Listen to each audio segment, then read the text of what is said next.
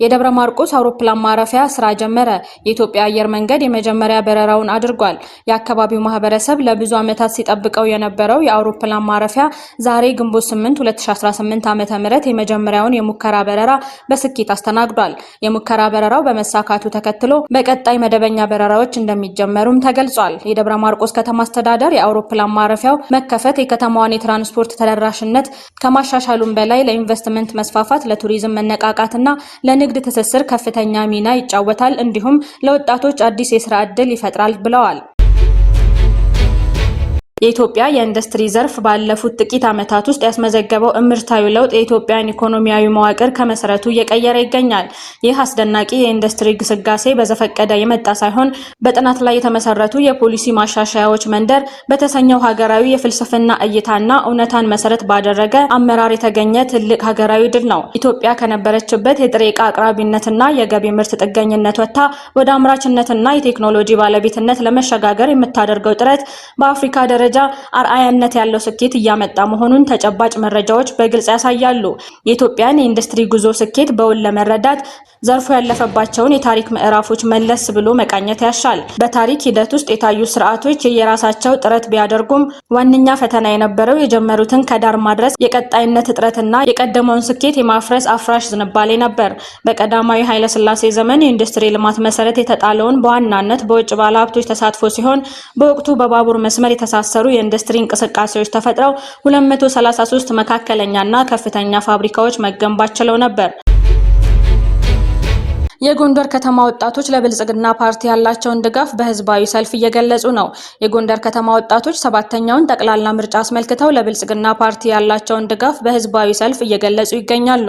የኢትዮጵያን ክብር ከፍ ለማድረግ በባህር በር አማራጮችን ለማስፋትና ሁለንተናዊ ብልጽግናን እውን ለማድረግ የተጀመረው በጠንካራ መሰረት ላይ የሚገኝ ወጣት በሰልፉ ላይ እያነሱ ነው። ብልጽግናን መምረጥ ማለት ፍትህ የሰፈነባት፣ ዲሞክራሲ የጸናባትና የዜጎች ኩራት የታደሰባትን ሀገር የመገንባት ታሪካዊ እድልን መጠቀም ማለት ነው ብለዋል። ባለፉት የለውጥ ዓመታት የታዩ ክፍተቶች የነገን ታላቅ ኢትዮጵያ ለመገንባት መነሻዎቻችን ናቸው ብለዋል ወጣቶቹ።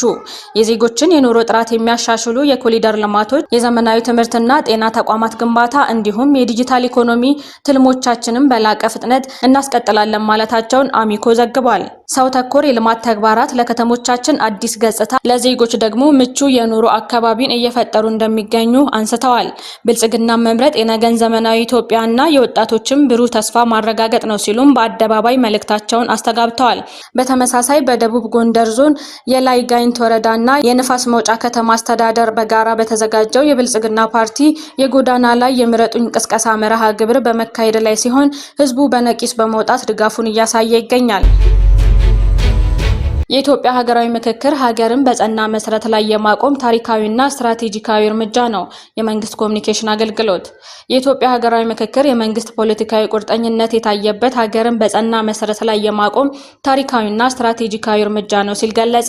የኢትዮጵያ ሀገራዊ ምክክር የመንግስት ፖለቲካዊ ቁርጠኝነት የታየበት ሀገርን በጸና መሰረት ላይ የማቆም ታሪካዊ ስትራቴጂካዊ እርምጃ ነው። የኢትዮጵያ ሀገራዊ ምክክር ኮሚሽን በተለያዩ ክልሎች ተወካዮችን ምልመላ በስኬት በማጠናቀቅና ለሀገራዊ ውይይት የሚሆኑ አጀንዳዎችን በስፋት በማሰባሰብ ለአካታችና ዘላቂ መግባባት የሚሆን ጠንካራ ቅድመ ምክክር ስራዎችን አከናውኗል።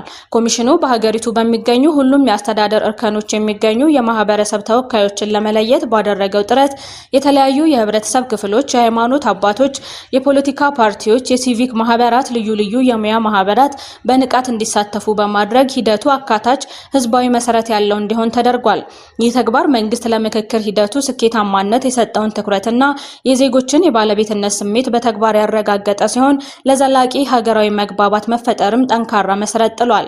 በአጀንዳ ማሰባሰብ ሂደት ተጨባጭ ውጤቶች የተመዘገቡ ሲሆን ለዘመናት ሲያከራክሩ የነበሩ አንገብጋቢ ሀገራዊ ጉዳዮች ወደ ጠረጴዛ እንዲመጡ አስችሏል። ይህ ሂደት መንግስት በሀገሪቱ የፖለቲካ ባህል ውስጥ የመድብለ ፓርቲ ስርዓትና የሰላማዊ ውይይት እንዲቀድም ያለውን ጽኑ አቋም በተግባር ያሳየበት ነው። በምክክር ሂደቱ ከ50 በላይ የፖለቲካ ፓርቲዎች በሂደቱ እንዲሳተፉና የራሳቸውን አጀንዳ እንዲያቀርቡ የተደረገው ጥረት የምክክሩ አካታችነት ከሚያሳዩ ስኬቶች መካከል ቀዳሚው ነው። ኮሚሽኑ የፖለቲካ ኃይሎች በጋራ የሚመክሩበትን መድረክ በማመቻቸት ከዚህ ቀደም በጠላትነት ይተያዩ የነበሩ አካላት በአንድ አዳራሽ ውስጥ በሀገራዊ ጉዳዮች ላይ እንዲወያዩ አድርጓል። ይህ ውጤት በሀገሪቱ የዲሞክራሲ ግንባታ ሂደት ውስጥ የመደማመጥን ባህል በማዳበር ረገድ እንደ ትልቅ ምዕራፍ የሚወሰድ ሲሆን ልዩነቶችን በሀሳብ የበላይነት ለመፍታት የሚያስችል ተስፋ ሰጪ ጅምር ሆኖም ተመዝግቧል። በምክክሩ የእስካሁን ጉዞ የተከናወኑ ተጨባጭ ስራዎችና የተገኙ ስኬቶች ኢትዮጵያ የቆዩ መዋቅራዊ ችግሮቿን በዘላቂነት ለመፍታትና ጠንካራ የግብረ መንግስት ግንባታ ለማረጋገጥ የጀመረችውን ጉዞ የሚያፋጥኑ ናቸው። እስራኤል በጋዛ ከፍተኛውን የሐማስ የጦር አዛዥ ለመግደል በሐማስ ላይ ድብደባ ፈጸመች። የእስራኤል መከላከያ ኃይል በጋዛ የሚገኘውን የሐማስ ወታደራዊ ክንፍ ዋና አዛዥና የድርጅቱን ቁልፍ መሪ የሆነውን ኢዝ አልዲን አልሃዳድን መግደል የታለመ የአየር ጥቃት መፈጸሙን በይፋ አስታውቋል። ጥቃቱ የተፈጸመው በጋዛ ከተማ ሪማል በተባለ አካባቢ የሚገኝ መኖሪያ ህንፃ ላይ በመሆኑ የፍልስጤም ሚዲያዎች ዘግበዋል። አልሃዳድ የኦክቶበር 7 ጥቃት ግንባር ቀደም አቀነባባሪ ከሆኑት መካከል አንዱ ሲሆን የቀድሞ መሪዎች መገደላቸውን ተከትሎ በአሁኑ ወቅት በጋዛ ውስጥ የሐማስ ወታደራዊ ክንፍ ቁጥር 1 መሪ ነው። እስካሁን 6 ጊዜ ከተሰነዘሩ የግድያ ሙከራዎች በማምለጡ ዘጎስት ወይም መንፈሱ በሚል ቅጥል ስም ይታወቃል። ጠቅላይ ሚኒስትር ቤንያሚን ኔታንያሁና የመከላከያ ሚኒስትር እስራኤል ካትዝ በሰጡት የጋራ መግለጫ ጥቃቱን ትዕዛዝ መስጠታቸውን አረጋግጠዋል። መሪው የአሜሪካው ፕሬዝዳንት ትራምፕ የመሩትን የጦር መሳሪያ የመፍታት ስምምነት ውድቅ ማድረጉንም ጠቅሰዋል። ፕሬዝዳንት ዶናልድ ትራምፕን ተከትሎ ወደ ቻይና ያቀናው ከፍተኛ የአሜሪካ ልዑክ ወደ ሀገሩ ከመመለሱ በፊት በስጦታ መልክ የተቀበለውን በሙሉ እዛው ቻይና ጥሎ መሄዱ ታውቋል። በረቀቀው የስለላ ዓለም ለቡድኑ አባላት የተሰጡት የተለያዩ ከፍተኛ ግምትና ዋጋ ያላቸው ስጦታዎች በውስጣቸው ድብቅ የኤሌክትሮኒክስ እና ሳይበር መጥለፊያ ሊኖራቸው እንደሚችል በመሰጋቱ ነው እንዲጣሉ የተደረገው። ስለ ጉዳዩ እየወጡ ያሉ መረጃዎች እንደገለጹት የልዑክ አባላት ከትልልቅ ስጦታዎች ባሻገር እንደ ጊዜያዊ መታወቂያ ባጅ የመሰሉ ጥቃቅን ነገሮች ሳይቀር ፕሬዝዳንቱ በሚጓጓዙበት ወደ ኤርፎርስ ዋና አውሮፕላን ከመሳፈራቸው በፊት ወደ ቆሻሻ ገንዳ እንዲጣሉ መደረጉ ነው የተገለጸው። የተባበሩት አረብ ኤሚሬትስ ተበሳጭታለች።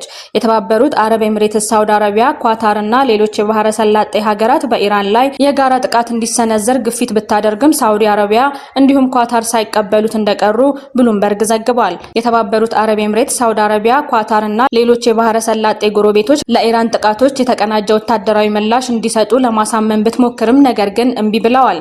ይህንን ተከትሎ የተባበሩት አረብ ኤሚሬትስ ኢራንን በጋራ ለማጥቃት ከጎረቤት ሀገራት ድጋፍ ባለማግኘቷ ምክንያት የኦፔክ አባል ሀገራትን ለቃ ከእስራኤል ጋር ያላትን የደህንነት ግንኙነት ለማጠናከር ምክንያት እንደሆነ ዘገባው ጠቅሷል። የተባበሩት አረብ ኤሚሬትስ ጦርነት ከተጀመረ ከመጋቢት ወር መጀመሪያ ጀምሮ የተኩስ አቁም ስምምነት ከተፈጸመበት ድረስ ወደ 3000 የሚጠጉ የኢራን ድሮኖችንና ሚሳኤሎችን ጥቃት አስተናግዳለች።